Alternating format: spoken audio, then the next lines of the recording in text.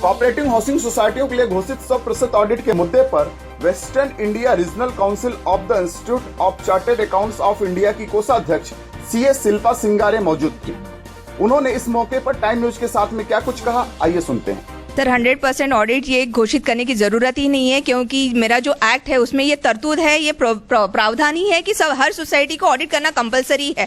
किसी भी सोसाइटी को एक्सेप्शन नहीं किया गया है वहाँ। अगर मेरा 10 या 12 मेंबर का भी सोसाइटी है फिर भी वो एग्जम्प्ट नहीं है ऑडिट से, तो 100% ऑडिट करवाना ये इनिशिएटिव हो ही नहीं सकता है मेरे हिसाब से। लेकिन ये क्यों हो रहा है? क्योंकि सहकार आयुक्त ने जब चार्ज लिया और उन्होंने देखा कि 2,25,000 सोसाइटीज उनको रिकॉर्ड पे दिख रही है और उसमें से सिर्फ 49,000 सोसाइटीज का ऑडिट हुआ है, तो जब उन्होंने टेक ओवर किया चार्ज और उन्होंने स्टैटिस्टिक्स लिया और एनालिसिस किया तो उनको मालूम पड़ा कि ऑडिट हो ही नहीं पा रहा है। और इसीलिए फिर उन्होंने एक अग्रेसिव होकर एक इनिशिएटिव लिया है कि ये इस साल 15-16 का ऑडिट वो 100% करेंगे।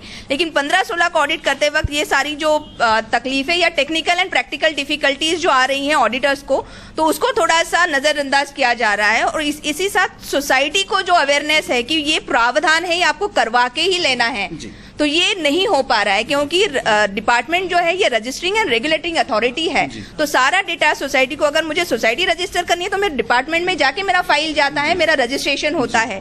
सो मेरा ऑनलाइन भी करना है तो सोसाइटी का डेटा वहाँ अवेलेबल है। तो इवन वो addresses, complete addresses even auditors को भी मिलने चाहिए, जो नहीं हो पा रहा है। क्योंकि वो लोग बोल रहे हैं कि हमारे पास सोसाइटी की फाइलें हैं, तो ई गवर्नेंस तो अभी आया है, पहले जो था वो फिजिकल में है। तो इतनी सारी सोसाइटीज को ऑल ऑफ ए सडन अगर उनको ऑनलाइन भी आना है तो उनके पास उतना मशीनरी नहीं है, मैन पावर नहीं है और टेक्निकल सपोर्ट भी नहीं है। डिपार्टमेंट में अगर आप देखोगे स्टाफ एंड ऑल, तो उनको भी थोड़ा वो दे शुड बी टेक्नो सेवी, तो वो नहीं है। तो इसकी वजह से सोसाइटी के जो एड्रेसेस हैं या जो करेक्ट इन्फॉर्मेशन जो जाना है, जो प्रोफाइल में होना चाहिए, वो नहीं है। तो आज के डेट में क्या है, उन्होंने सोसाइटीज को ऑनलाइन करने का प्रयास किया है, लेकिन जो कुछ भी, लाइक सपोज XYZ सोसाइटी है तो उसका कंप्लीट एड्रेस न देते हुए XYZ मलाड बस इतना ही मेंशन किया है। तो इसकी वजह से ये सारे इश्यूज फेस हो रहे हैं ऑडिटर्स को। जो पुरानी खामियां रह चुकी हैं, तो एज अध्यक्ष, मतलब आप भी एक संस्था के अध्यक्ष हैं, तो आप क्या सरकार को सलाह देंगे उसके लिए? नहीं, हम यही चाहेंगे कि ये जो है ये एक मेगा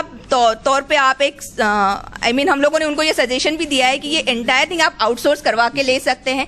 जहां जहां एज अ CA इंस्टीट्यूट या वेस्टर्न इंडिया रीजनल काउंसिल आपको जहां जहां हमारा सपोर्ट लगेगा, बिकॉज हमारे पास इंफ्रास्ट्रक्चर है, we have manpower, we have technical support, we have even the buildings in that form. So वो सारा इंफ्रास्ट्रक्चर हम लोग प्रोवाइड करेंगे। अगर आपको ये 100% सोसाइटी एनरोलमेंट का इनिशिएटिव आप लेते हो, which is a need of the hour, I would say, so in that case also will provide all the support to them, so they can outsource this activity and that can be an opportunity to my chartered accountant also. Awareness पे भी पूछना चाहूंगा आपसे कि अभी इसके awareness के लिए क्या किया जा सकता है? अवेयरनेस, बिकॉज 24A सेक्शन अगर आप एक्ट में देखोगे तो ये फंडामेंटल बेसिक प्रिंसिपल ही है कोऑपरेशन का कि education and training to the society, ये एक्ट में ही बोला गया है। तो अभी डिपार्टमेंट भी उनकी 8 या 9 नोटिफाइड इंस्टीट्यूट है जिसके थ्रू ये एजुकेशन एंड ट्रेनिंग दे रही है।